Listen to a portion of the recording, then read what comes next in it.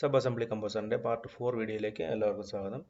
കഴിഞ്ഞ വീഡിയോയിൽ നമ്മൾ ഈ ഇൻപുട്ട് ആൻഡ് ഔട്ട്പുട്ട് പാരാമീറ്റേഴ്സ് ഉപയോഗിച്ചിട്ട് എങ്ങനെയാണ് ഈ ലൈനിന്റെ വിഡ്ത്ത്, തിക്നെസ്, സ്ലോപ്പ് ഇവയൊക്കെ എങ്ങനെയാണ് ചേഞ്ച് ചെയ്യുന്നത് നമ്മൾ നോക്കി.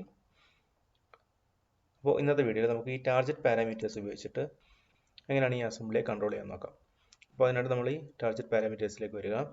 അതിനുശേഷം ഇവിടെ ക്രിയേറ്റ് പാരാമീറ്റർ കൊടുക്കുക. ഇവിടെ ടൈപ്പിൽ എലിവേഷൻ, ഓഫ്സെറ്റ്, സർഫസ് എന്നിങ്ങനെയുള്ള കുറച്ച് ഓപ്ഷൻസ് കാണാൻ പറ്റും. നമുക്കിതിനകത്ത് എലിവേഷൻ സെലക്ട് ചെയ്യുന്നു. അതിനുശേഷം നമുക്കിവിടെ ടാർഗറ്റ് എലിവേഷൻ എന്ന് കൊടുക്കാം.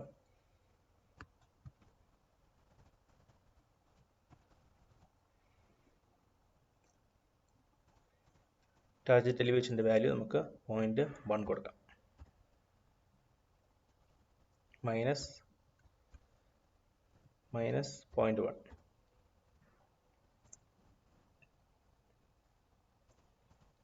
അതിനുശേഷം ഇവിടെ ഓഫ്സെറ്റ് എന്നുള്ള സെലക്ട് ചെയ്യാം.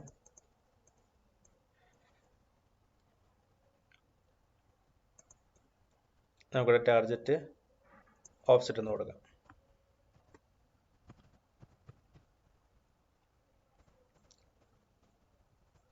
ഇവിടെ നമുക്ക് 3.6 കൊടുക്കാം.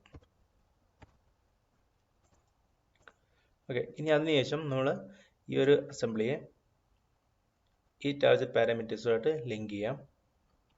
ഈ 0.2 എന്നുള്ളത് സെലക്ട് ചെയ്യുന്നു. അതിനുശേഷം ഇതിൻ്റെ പ്രോപ്പർട്ടീസിലേക്ക് വന്നതിന് ശേഷം ഇവിടെ നമുക്ക് ഓഫ്സെറ്റ് ടാർഗറ്റ് എന്നുള്ളത് ഇവിടെ കണ്ടില്ലേ, ടാർഗറ്റ് ഓഫ്സെറ്റ് എന്നുള്ളത് കൊടുക്കുക.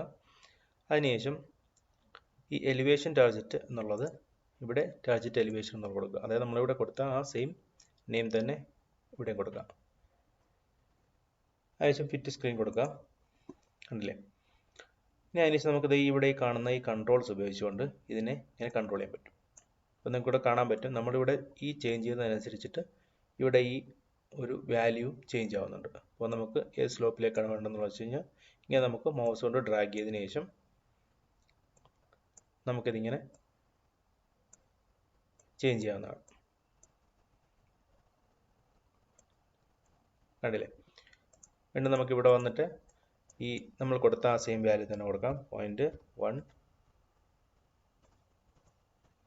ഇവിടെ 3.6. കണ്ടില്ലേ.